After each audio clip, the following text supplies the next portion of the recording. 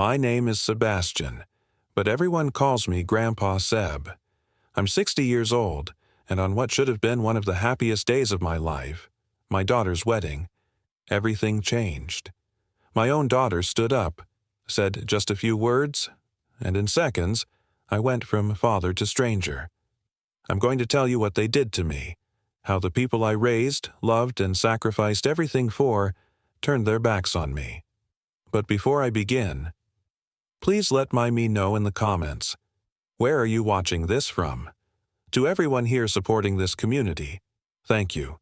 Your messages keep me going.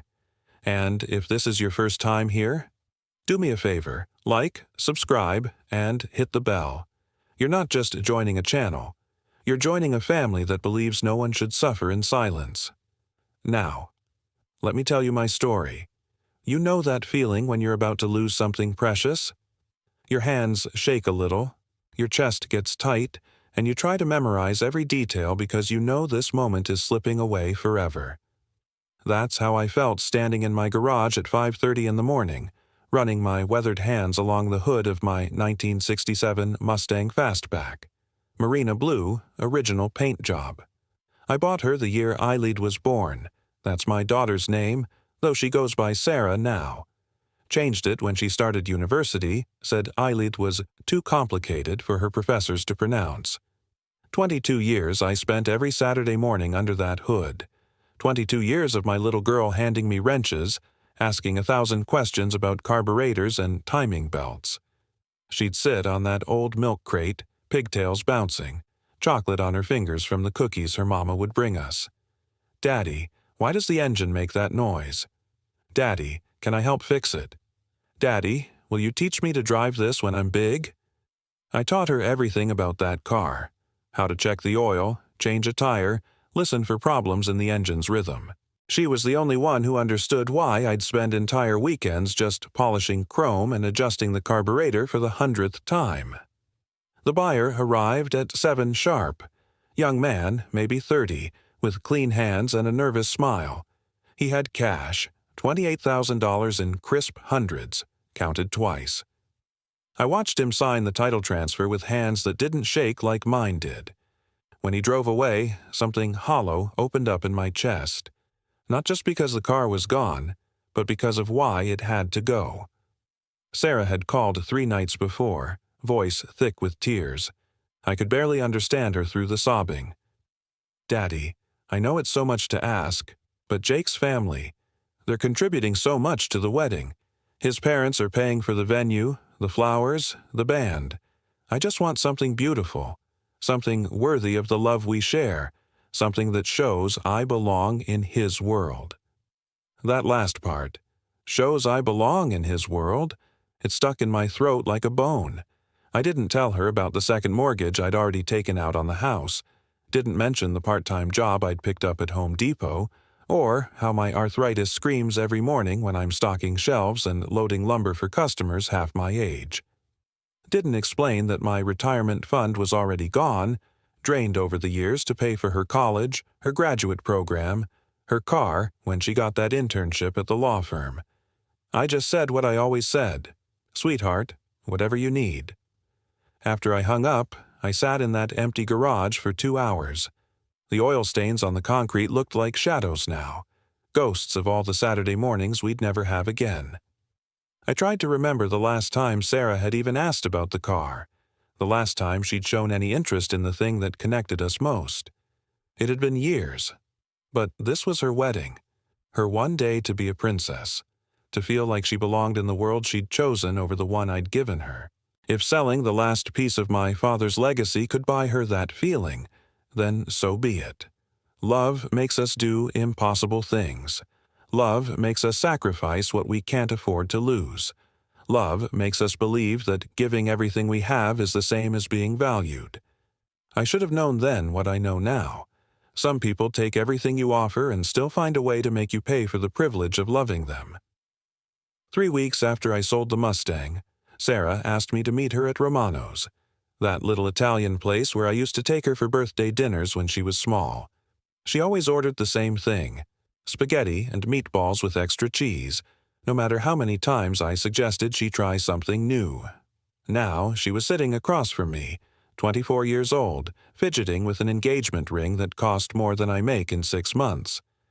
Jake's family has money.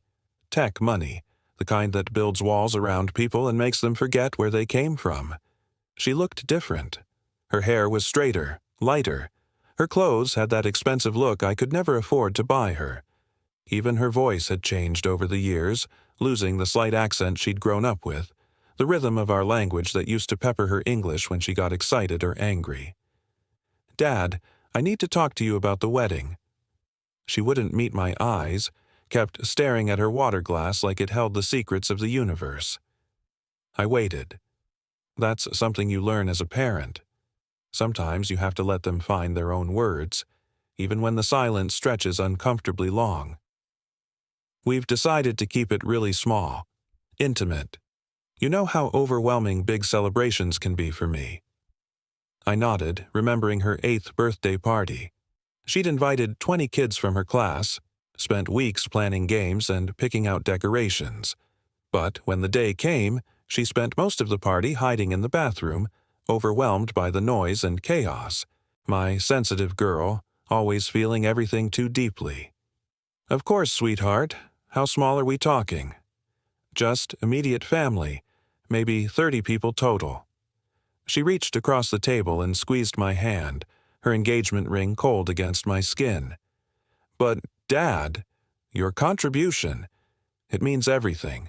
It's making the whole thing possible. Without you selling the car—" Her voice trailed off, and for a moment I saw the little girl who used to climb into my lap when thunderstorms scared her. "You don't need to thank me for that. It's what fathers do." "I know, but it's just Jake's family. They have expectations, standards. They want everything to be perfect, and perfect costs money, more money than we have." There was something in her voice, something I couldn't quite name, a defensiveness I'd never heard before, like she was preparing for a fight I hadn't started. "30 people sounds perfect," I said. "Just the people who matter most." She smiled then, but it didn't reach her eyes. "Exactly. The people who matter most." We talked about flowers and music and food for another hour. She showed me pictures on her phone, venue options, dress designs, cake decorations. Everything looked expensive, the kind of elegant I'd only seen in magazines. I found myself wondering how 30 people could possibly need a 5-tier cake or a venue that looked like a palace. But I didn't ask. Love means trusting the people you raise to make good decisions, even when those decisions don't make sense to you. After dinner, I walked her to her car, a brand new BMW that Jake had surprised her with for Christmas. As she hugged me goodbye, I smelled her perfume, something French and expensive, nothing like the vanilla body spray she used to wear. "I love you, Daddy. You know that, right?" "I love you too, baby girl, always." I watched her drive away, taillights disappearing into traffic, and tried to ignore the voice in my head asking why she needed $30,000 for 30 people, why the venue had to be the most expensive in the city, why intimate required such elaborate planning. But I pushed those thoughts away. This was Sarah's big day, her chance to feel like she belonged in the world she'd chosen. If my little girl needed a fairy tale wedding to feel worthy of the man she loved, then I'd make sure she got it. Some mistakes feel right when you're making them. Some sacrifices feel noble until you realize what they really cost. I should have listened to that voice in my head. I should have asked more questions. I should have known that when someone starts talking about standards and expectations, your love is about to be tested in ways you never imagined. I was at Home Depot, knee-deep in spring inventory, when my phone rang. Sarah's name lit up the screen, and I stepped away from the mountain of fertilizer bags I'd been stacking since 6 a.m. At 60, lifting 50-pound bags for 8 hours a day isn't something my body forgives easily, but the extra money was worth the pain. At least, I thought it was. "Hey, sweetheart, how's the planning going?" She was crying before she even said hello. These tears came so easily now, like she was carrying an ocean of stress just beneath the surface. Dad, I'm so sorry to call you at work, but something's come up with the wedding coordinator, and I don't know what to do. I found a quiet corner between the paint mixers and lawnmowers. What kind of something? She says we need another $8,000. Something about coordination fees and emotional support services. I know you've already given so much, and I hate asking, but… Whoa, slow down. $8,000 for what exactly? It's complicated, Dad. She handles everything. The stress management, the family dynamics, making sure everyone's emotional needs are met during the process. She has a degree in psychology and specializes in high-stress family events. I stared at a display of garden hoses, trying to process what I was hearing. Sarah, honey, what kind of wedding coordinator needs a psychology degree? Jake's mom recommended her specifically. She's worked with all their family friends, and she says that without proper emotional coordination, weddings can turn into disasters. She helps manage expectations, prevents conflicts, makes sure everyone feels included and valued. There was something robotic about the way she said it, like she was reciting a sales pitch she'd memorized but didn't fully understand. And this costs $8,000? She says it's because our situation is more complex than usual. Mixed backgrounds, different socioeconomic levels. She needs to do extra work to make sure everyone feels comfortable and no one gets overwhelmed or embarrassed. That word, embarrassed, hit me like a physical blow. I sat down on a stack of concrete mix, suddenly dizzy. Baby girl, who exactly would be embarrassed? Long pause. Too long.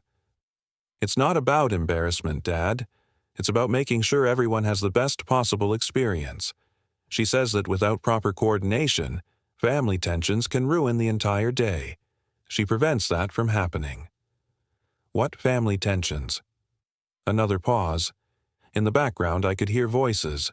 Sophisticated voices with crisp enunciation. The kind of people who say summer as a verb. Dad, I can't really talk about this right now.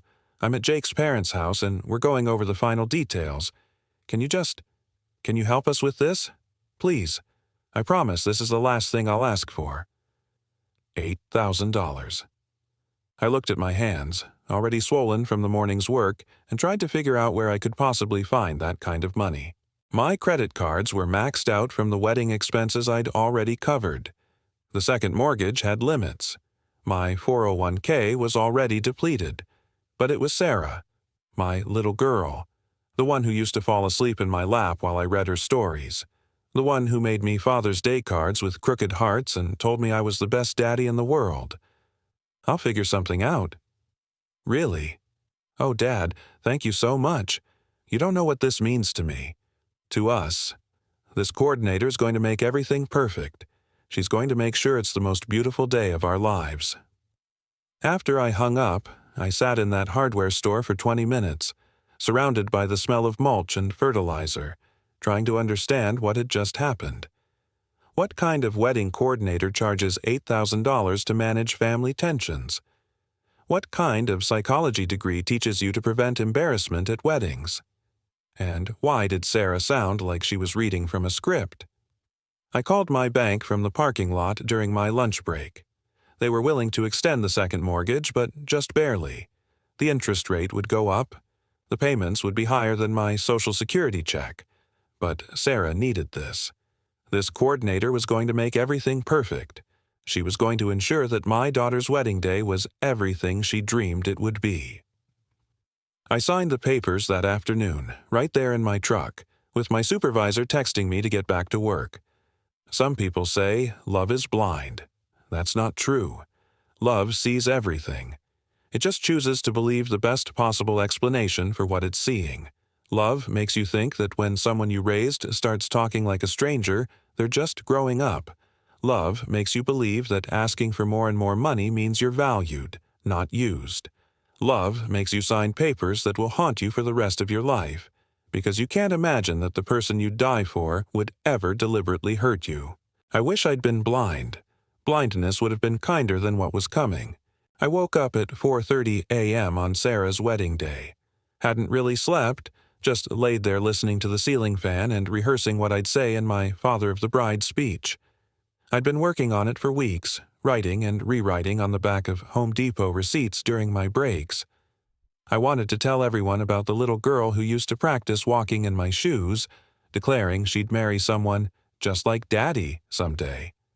About how she'd insist on helping me fix everything around the house, even when her help made jobs take twice as long. About the night she was 7 and had a nightmare, and I found her sleeping in the garage next to the Mustang because she said it smelled like safety. I ironed my only good suit twice, the same navy blue one I'd worn to her high school graduation, her college graduation, and every important moment in between. It was getting a little tight around the middle, but it was the best I had. I polished my father's cufflinks until they gleamed, the same ones he'd worn to my wedding 30 years ago. At 8 a.m., I called Sarah to wish her luck and find out what time I should arrive for photos. Straight to voicemail. She was probably getting her hair done, surrounded by bridesmaids and Jake's female relatives, living out every girl's dream of being the center of attention. At 10 a.m., I tried again. Still voicemail. At noon, I was getting concerned. The ceremony was at 4 p.m., and I still didn't know when family photos were happening or where I needed to be. I'd seen enough weddings to know these things were precisely scheduled. At 1 p.m., I gave up waiting and drove to the Fairmont estate. The venue Sarah had fallen in love with, the one that cost more for one day than I'd make in 6 months. I'd never actually seen it, just the pictures on their website, but I knew it was the kind of place where people like Jake's family felt at home. My rusty Ford pickup looked out of place in the parking lot filled with BMWs and Mercedes. A valet in a crisp white shirt approached me, probably thinking I was there to make a delivery or fix something. When I told him I was the father of the bride, his expression shifted to polite confusion. "Oh, you're early for the reception. The ceremony doesn't end until 5. "I'm here for family photos," I said, "and to walk my daughter down the aisle." He consulted his clipboard, flipping through pages with a frown. "I don't see. Let me check with the coordinator." That's when I noticed the cars. Dozens of them. Far more than 30 guests would drive. A continuous stream of elegantly dressed people flowing toward the building. Women in designer dresses that probably cost more than my monthly salary. Men in tailored suits that made my off-the-rack navy blue look shabby. I counted them. Couldn't help myself. 30 became 50, became 70, became more than I could track. My hands started shaking. I called Sarah again. This time she answered on the first ring. "Dad. Oh God, Dad, I can't talk right now. I'm in the middle of getting ready and the photographer is here and everything is so crazy." "Sweetheart, I'm at the venue. When do you need me for pictures? What time should I be ready to walk you down the aisle?" Silence, long enough that I thought the call had dropped. "Sarah, you there, baby girl?" "Dad." Her voice was different now, smaller, shaky. "I thought Mom told you." My blood went cold. "Told me what?" About the guest list changes. We had to make some last-minute cuts. The venue has capacity restrictions, and Jake's family had some business associates they absolutely had to invite, and insurance requirements meant we couldn't. "Sarah, what are you saying?" I heard voices in the background. A woman's voice, older, authoritative. "Just tell him, quickly." "Dad, I'm so sorry. I'm so sorry. We had to cut the list down to immediate family only, and with all of Jake's relatives flying in from California and New York." The line went dead. I stood in that parking lot, watching strangers in beautiful clothes stream into the building where my daughter was getting married. With my money. Without me. A security guard approached, probably called by the valet who couldn't find me on any list. "Sir, can I help you with something?" I opened my mouth to say I was the father of the bride, but the words wouldn't come. Because suddenly, I wasn't sure that was true anymore. Fathers get invited to their daughters' weddings. Fathers walk their little girls down the aisle. Fathers give speeches about watching their babies grow into beautiful women. I was just a man in an ill-fitting suit, standing in a parking lot, realizing I'd been played for a fool. "No," I said finally. "I don't think you can help me with anything." I drove home and sat in my empty garage, still wearing my father's cufflinks, still carrying the speech I'd never give about the daughter who'd found a way to take everything I had while making sure I couldn't witness her joy. The worst part wasn't the money. The worst part wasn't even missing the wedding. The worst part was understanding, finally, what that $8,000 coordination fee had really been for. I didn't go inside when I got home. Couldn't face the empty spaces where the Mustang used to sit. Couldn't handle the quiet of a house that suddenly felt like a museum of wasted love. Instead, I drove to Murphy's Tavern, a little dive bar where nobody knew my story and nobody would ask questions about why a man was drinking whiskey in a wedding suit at 5 p.m. on a Saturday. The bartender was a woman, maybe 45, with tired eyes and efficient hands. She poured my drink without commentary, understanding instinctively that I wasn't there for conversation. By my third whiskey, I was scrolling through Facebook on my phone, something I never do. I barely understand social media, only have an account because Sarah set it up for me years ago so I could see her college photos. But today, I couldn't stop myself from looking. The photos started appearing around 6 p.m. Sarah's friends, Jake's cousins, random guests I'd never seen before, all posting pictures from what they were calling the wedding of the year.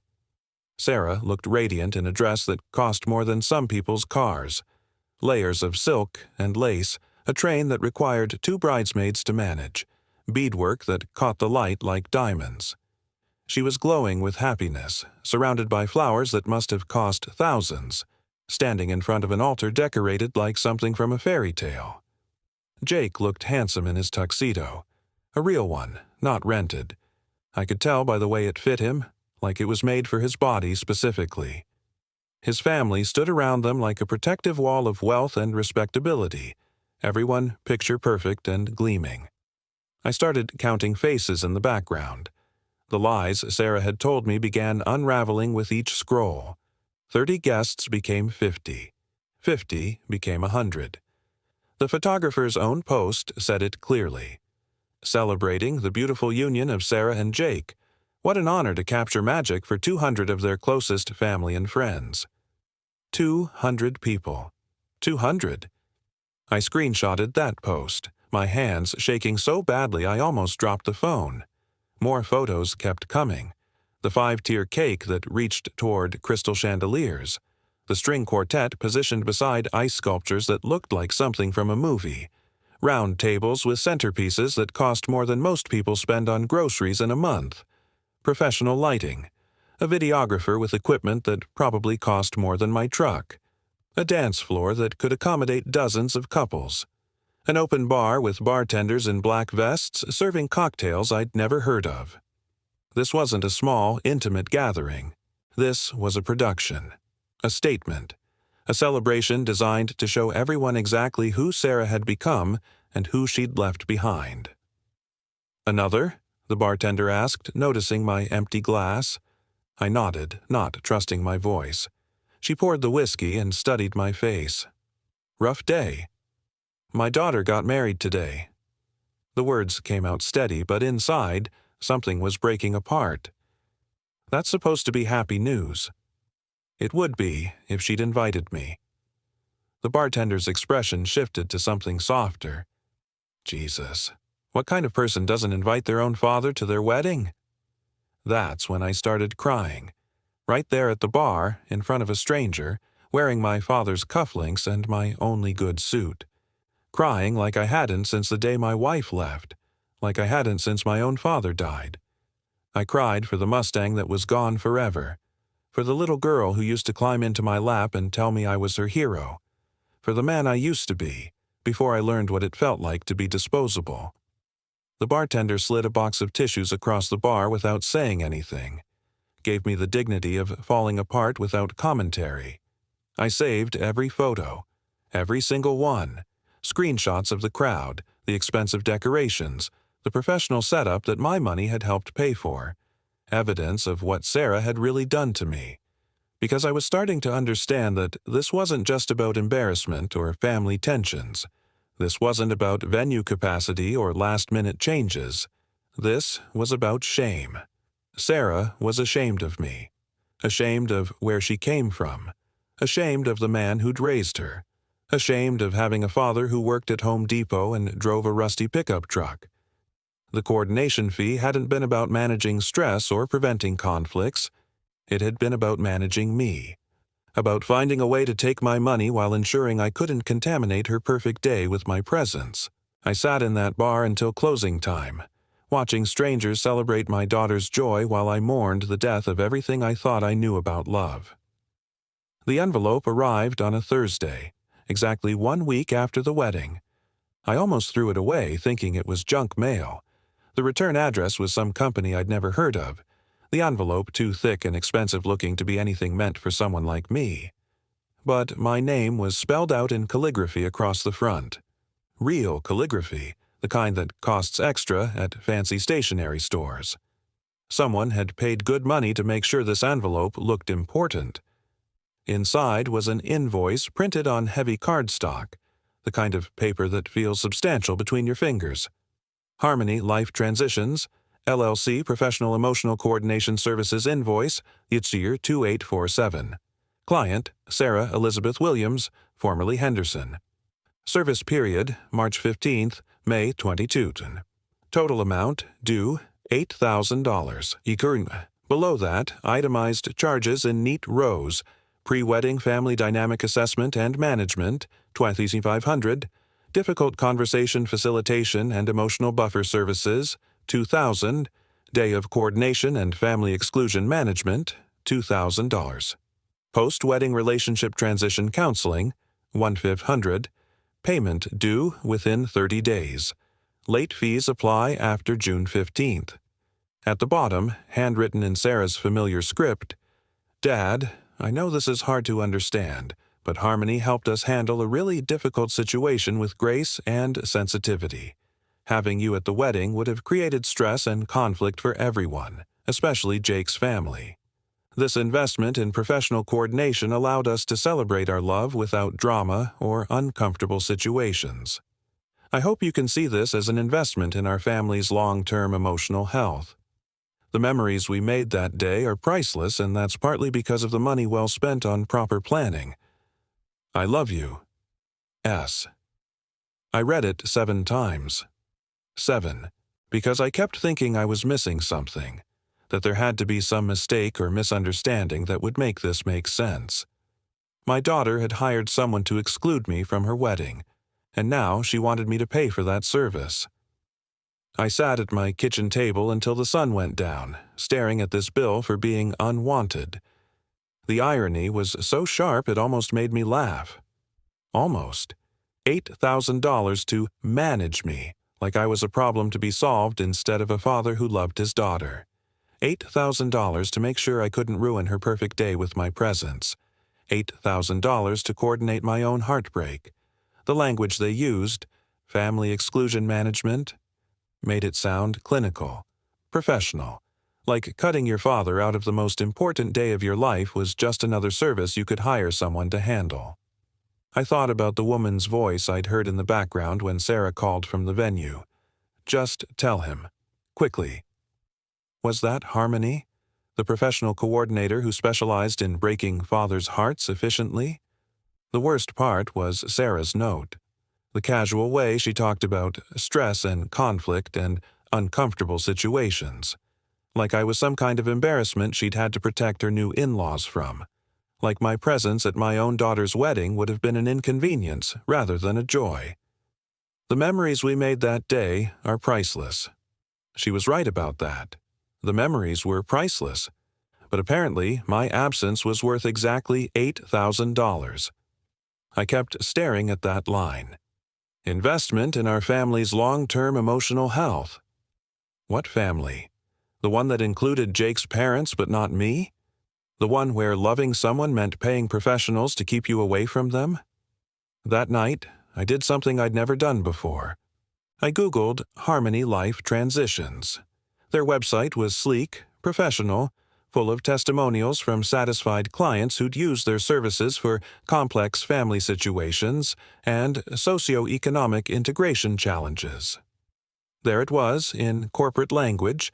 They specialized in helping people from elevated social circumstances manage relationships with family members from different backgrounds. They offered services for everything from parent management during milestone events to legacy relationship restructuring. They had turned my love into a business transaction, my fatherhood into a problem requiring professional intervention. I printed out the invoice and put it in a folder with all the wedding photos I'd screenshotted, evidence of what my daughter had become and what she'd done to the man who'd raised her. But I wasn't going to pay it. For the first time in Sarah's life, I wasn't going to give her what she asked for, because some bills are too expensive, even when you can afford them, and this one would have cost me the last shred of dignity I had left. I spent 3 sleepless nights making a list. Every person who should know what Sarah had done. Every family member, family friend, neighbor, and acquaintance who'd watched her grow up, sent birthday cards, asked about her job, her boyfriend, her plans. The list grew longer than I expected. 47 names of people who'd been part of Sarah's life, who'd celebrated her achievements, who thought they knew what kind of person I'd raised. Sarah's mother topped the list, though we'd barely spoken since the divorce 8 years ago. Margaret had always thought I wasn't good enough for her ambitions, but even she would be shocked by this level of cruelty. Below her name, Sarah's grandmother, the woman who'd helped raise her when Margaret went back to school. My sister Ruth, who'd flown in from Chicago for Sarah's high school graduation. My brother James, who'd taught Sarah to fish during our family reunions. Cousins who'd babysit her when she was small. Neighbors who'd watched her grow up, given her first jobs, written college recommendation letters. My co-workers from the factory, who'd known Sarah since she was a toddler visiting Daddy at work. Church members who'd watched her in Christmas pageants and confirmation ceremonies. Teachers, coaches, family friends. People who'd invested in Sarah's life, who'd celebrated her successes, who thought they understood the values I'd tried to instill in her. I wrote 17 different versions of the email before I got it right. The first few drafts were angry, full of hurt and accusations. Others were too long, rambling explanations that made me sound pathetic. Some were too short, too cold. The final version was 1 paragraph. I wanted to share some photos from Sarah's wedding last Saturday. As you can see, it was a beautiful celebration with 200 guests. I wasn't invited, but I was asked to pay for it, including an $8,000 bill for hiring a professional coordinator to manage my exclusion from the ceremony. I've attached the invoice along with photos of the celebration my money helped fund. I gave her life. She gave me a debt. I thought you should know what kind of woman she's become. I attached 5 screenshots. The photographer's post mentioning 200 guests, 2 photos showing the elaborate decorations and crowded reception, 1 image of Sarah in her expensive dress, and a clear photo of the invoice from Harmony Life Transitions. Simple. Factual. No begging for sympathy or dramatic language, just the truth laid out in documents that spoke for themselves. My finger hovered over the Send button for 20 minutes. Once I pressed it, there would be no taking it back. Everyone would know what Sarah had done. Everyone would know what kind of daughter I'd raised. But they should know, shouldn't they? They should understand what happened to the little girl they'd watched grow up, the one they'd thought was sweet and loving and grateful for everything her father had sacrificed. They should know that love isn't always returned, that raising someone with your whole heart doesn't guarantee they'll value what you've given them, that sometimes the people you die for find ways to make you wish you were dead. I pressed send at 11:43 p.m. on a Wednesday night, then immediately turned off my phone and went to bed. Some bridges burn slowly over time. Others go up in flames in an instant, taking everything you built with them. I just lit the match that would destroy whatever relationship Sarah and I had left. But she'd already destroyed everything that mattered. I was just making sure everyone else could see the wreckage. The truth has a weight to it, a momentum once it starts rolling, and I was tired of being the only one carrying the burden of what really happened. Let the whole family see what their golden girl had become. Let them decide for themselves whether the person they'd loved and supported deserved their continued affection. I'd spent 60 years trying to be a good man, a loving father, a person others could respect. Now it was time to find out if any of that mattered, or if I'd just been a fool who confused being used with being loved. I didn't turn my phone back on until Friday morning. When I finally powered it up, the screen lit up like a Christmas tree. 312 notifications and counting. Missed calls, text messages, voicemails, Facebook comments, emails from addresses I hadn't heard from in years. The first voicemail was from Margaret, Sarah's mother. 3 minutes of her calling me every name in the book, her voice shaking with rage. "You bastard! How could you humiliate our daughter like this? Airing family business to everyone we know. She made a mistake, Henry, but what you've done is unforgivable. You've destroyed her reputation, embarrassed Jake's family, and made us all look like trash." But even Margaret, for all her fury, couldn't defend what Sarah had actually done. In between the cursing and accusations, I heard something else in her voice. Shock. Even the woman who'd left me because I wasn't ambitious enough was horrified by our daughter's cruelty. My sister Ruth drove down from Chicago and showed up at my door before noon, still in her pajamas with a coat thrown over them. She'd been crying. "Henry, I've been awake all night. I can't believe. I read your email 5 times and I still can't process it. That little girl who used to braid my hair and beg me to tell her stories about when you were young. She really did this to you?" We sat in my kitchen, drinking coffee from chipped mugs, while Ruth read the invoice again with fresh disbelief. $8,000 to exclude you from her wedding. Jesus, Henry, what kind of person thinks of something like that? The responses fell into categories. The older generation, my aunts, uncles, family friends who'd known Sarah since she was born, were universally outraged. They couldn't understand how the sweet little girl they remembered had become someone capable of such calculated cruelty. Sarah's cousins, people closer to her age, were more divided. Some were shocked and supportive. Others suggested there must be more to the story, that Sarah wouldn't do something like this without good reason. Jake's family was notably silent. Not a single response from anyone on his side. But the most surprising reaction came from my coworker Danny at Home Depot. He'd only met Sarah twice, but his text message hit me harder than all the family outrage combined. "Henry, I'm sorry this happened to you, but I gotta ask, are you okay, man? Like, really okay? Because what you just did, sending that email to everyone, that's nuclear. That's the kind of thing you can't take back. I'm worried about you." That stopped me cold, because Danny was right. What I'd done was nuclear.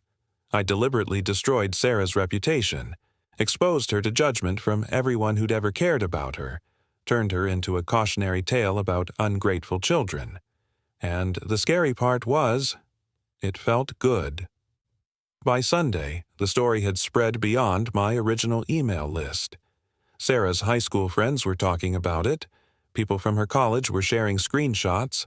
Someone had posted the invoice on a Facebook group called Wedding Shaming, where it was getting hundreds of comments from strangers calling Sarah everything from spoiled brat to sociopathic gold digger. I hadn't intended for it to go that far, but once you release something into the world, you lose control of where it goes. Sarah started calling Tuesday morning, every hour on the hour. I didn't answer. What was there to say? She'd made her choice when she sent me that bill. I'd made mine when I forwarded it to 47 people who thought they knew what kind of person she was. Wednesday evening, she showed up at my door. I watched her through the window. The same little girl who used to run up this walkway after school, backpack bouncing, eager to tell me about her day. Now she looked hollow, defeated, older than her 24 years. She knocked for 10 minutes, rang the doorbell, finally started crying on my front porch, begging me to let her explain. I didn't open the door. Thursday, she left a letter tucked under my doormat. 9 pages, front and back, her handwriting getting messier as it went on. I could see tear stains on some of the pages. I didn't read it for 3 days, because here's what I'd learned about myself in the week since I sent that email. I had more anger in me than I'd ever imagined. 60 years of being the good guy, the understanding father, the man who always put everyone else first, and underneath it all was this reservoir of rage I'd never accessed. Sarah had tapped into something dark in me when she sent that invoice. She'd awakened a part of myself I didn't recognize, a man who could systematically destroy his own daughter's reputation and feel justified doing it. The scariest part wasn't what she'd done to me. The scariest part was discovering what I was capable of doing back. The letter sat on my kitchen table for 3 days like a landmine. Every time I walked past it, I felt its weight pulling at me, demanding to be read. But I wasn't ready. I was still too angry, still too hurt, still too satisfied by the damage I'd done to her reputation. Finally, on a Sunday morning, I made coffee and sat down to read what my daughter had to say for herself. Dad, I don't know if you'll read this, but I have to try. I have to tell you what really happened, not what it looked like, not what that horrible invoice made it seem like, but what actually led to the worst mistake of my life. Her handwriting was shaky, words crossed out and rewritten, the paper wrinkled like she'd crumpled it up and smoothed it out multiple times. It started with Jake's mother. The first time she met me, she asked what my father did for work. When I said Home Depot, she got this look on her face. Not mean, exactly, but like she was calculating something. She started asking about our family background, our financial situation, whether I'd grown up in challenging circumstances. I didn't understand what she was doing at first. I thought she was just trying to get to know me. But then she started making suggestions. Maybe I could polish my presentation a little. Maybe I should work on my accent. Apparently, I still slip into patterns from home when I get excited. Maybe I should be more selective about which family stories I shared. I stopped reading, put the letter down, and stared out the window at the empty space where my garage used to house the Mustang. I could feel my anger building again, but this time it wasn't just directed at Sarah. The wedding planning got worse. Jake's mom insisted on hiring this coordinator, Harmony, who specialized in managing complex family dynamics. She said it was normal for families from different backgrounds to need professional help navigating these situations. Harmony started having private sessions with me. She called them preparation consultations. She'd ask me about potential conflicts, family members who might say the wrong thing, situations that could cause embarrassment. I thought she was helping me plan around problems. But then she started suggesting that some family members might be happier not attending. She said it wasn't uncommon for brides to have smaller ceremonies to reduce stress. She made it sound like I'd be protecting you from an uncomfortable situation. My coffee had gone cold. I was gripping the letter so tight the pages were wrinkling under my fingers. I know how this sounds. I know it sounds like I was making excuses, letting someone else convince me to hurt you. And maybe that's exactly what happened. Maybe I was so desperate to fit into Jake's world that I let them convince me you didn't belong there. The money thing. God, Dad, I didn't know about the Mustang until after the wedding. I swear I didn't know you'd sold it. I thought you had savings I didn't know about, or you'd gotten a loan easily. When I found out what you'd sacrificed... She wrote about the pressure, the constant suggestions that she needed to elevate her presentation, the subtle but persistent message that her family background was something to be managed rather than celebrated. Harmony convinced me that having you there would create stress for everyone. She said Jake's family was already nervous about the cultural differences, and that your presence might highlight class divisions that would make everyone uncomfortable. She made it sound like I was being considerate. I practice law now, Dad. I know manipulation when I see it in professional settings. But when it was happening to me, when I was desperate to belong, when I was terrified of losing Jake because his family thought I wasn't good enough, I couldn't see it. The invoice was never supposed to go to you. Harmony said it was just paperwork, that Jake's parents were handling all coordination fees. When I found out she'd sent it to you with that note, I fired her immediately, but the damage was done. The last 2 pages destroyed me. I know you sold the Mustang. I know about the second mortgage and the extra shifts at Home Depot. I know you've been sacrificing for me my whole life, and I repaid you by letting strangers convince me you were an embarrassment. I don't deserve your forgiveness, but I need you to know. Marrying Jake might have been the right choice for my future, but losing you was the worst thing I've ever done. You raised me to be better than this. You deserved a daughter who would defend you, not one who would hide you. I filed for separation last week.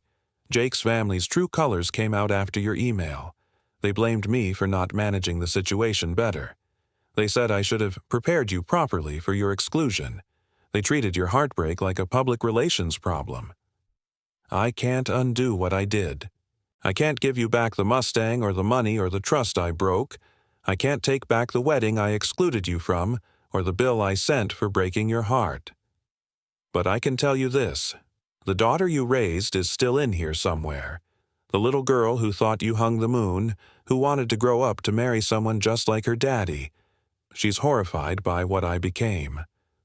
I love you, I'm sorry, and I understand if that's not enough. I folded the letter carefully and put it in the drawer with her childhood drawings and school photos.